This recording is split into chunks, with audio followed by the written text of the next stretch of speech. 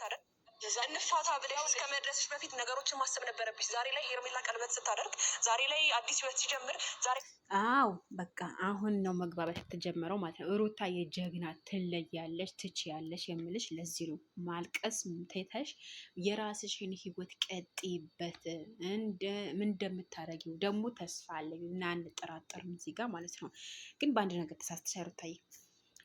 በፊት ቪዲዮ በምትለቂው ቪዲዮ ላይ ሄርሜላ ብዙ ጊዜ ነግራሻለች። ተይ፣ ተጠንቀቂ፣ ውደጂው፣ አክብሪው የሚለው ነገር ማለት ነው ነግራሽ ነበረ። ነገር ግን ይሄ ነገር እውነት ሆኖ አልታየም ነበረ። አሁን ደግሞ ሩታዬ ለተራሽ ምን እያልሽ ነው? እዚህ ጋር ወራት፣ ቀናት፣ ሳምንታት ሊፈጅ ይችላል። አብርሃምና እኔ አንለያየም፣ አብረን እንኖራለን ብላ ለሄርሜላ እየፎከረች ነው ትገኛለች። ሩታዬ አሁን ቅድም በጣም አሳዝነሽኝ ነበረ። በጣም አስታለቅሽ። በጣም ነበረ ተናደድኩት። በጣም ስሜታዊ ሆኜ ነበረ።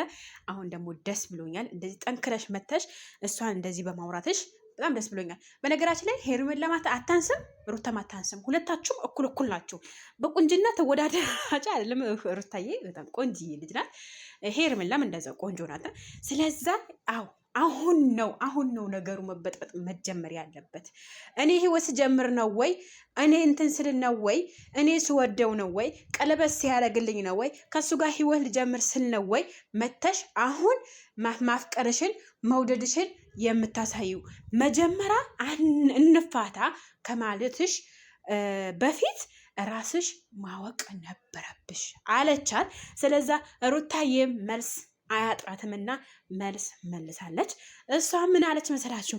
ቀናት፣ ወራት፣ ሳምንታት ሊፈጃች ይችላል እንጂ አመት አላችሁም ብላለች።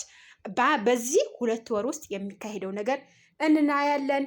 መልካም ቆይታ። ላይክ ሼር አድርጉ።